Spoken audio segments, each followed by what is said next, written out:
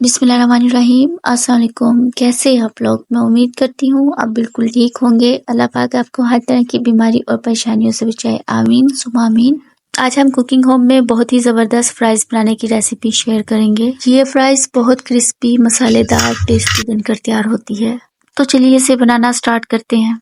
Fries बनाने के लिए हम यहाँ पर सबसे पहले बोल में 1 कप मैदा ऐड करेंगे और साथ ही 1 टेबल स्पून कॉर्नफ्लोर ऐड करेंगे।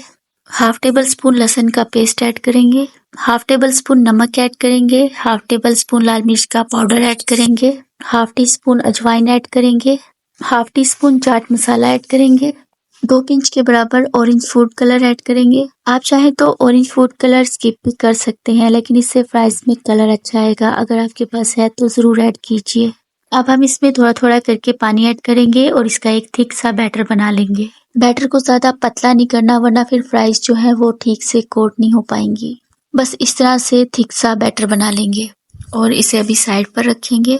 यहाँ पर मैंने 2 मीडियम साइज के आलू लिए थे और इनको मैंने इस तरह से पतला और लंबा कट कर लिया था और इसको मैंने पानी में भिगो कर रखा है ताकि इसमें ऑक्सीडेशन का प्रोसेस रुक जाए। अब हम इसका सारा पानी छान कर इसको बैटर में ऐड करेंगे और बैटर में इसको डालकर हमने ना इसकी अच्छे तरीके से मिक्सिंग करनी है। और हमने जो बैटर बनाया है ना, वो आलू के हर पीस पर इस तरह से कोट हो जाना चाहिए।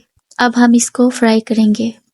इसको फ्राई करने के लिए पहले हम ऑयल को मीडियम हीट पर गर्म कर लेंगे और फिर गैस की फ्लेम को लो टू मीडियम कर देंगे और फिर इसमें आलू के पीसेस ड्रॉप करेंगे। हम आलू के पीसेस इस तरह से ड्रॉप करेंगे कि ये एक दूसरे से चिपके नहीं, तो थोड़ा थोड़ा सा डिस्टेंट बनाकर इसमें ड्रॉप करिएगा।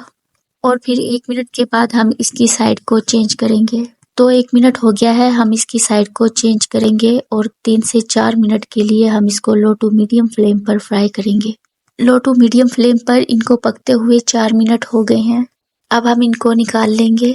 बहुत ही ज़बरदस्त क्रिस्पी मसालेदार हमारी फ्राइज़ बनकर तैयार हुई है और बहुत ही क्रिस्पी बनी है और अंदर से एकदम परफेक्टली कुक। अब हम इसके ऊपर चाट मसाला स्प्रिंकल करेंगे।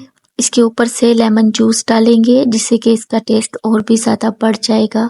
तो इस मेथड से फ्रेंच फ्राइड की रेसिपी को ज़रूर ट्राई कीजिएगा और मुझे अपना फीडबैक दीजिएगा कि आपकी ये रेसिपी कैसी बनी। आई होप आपको ये रेसिपी पसंद आई होगी। वीडियो पसंद आए लाइक कमेंट सब्सक्राइब कर दीजिएगा। दुआओं में याद रखिएगा। अल्लाह हाफिज़।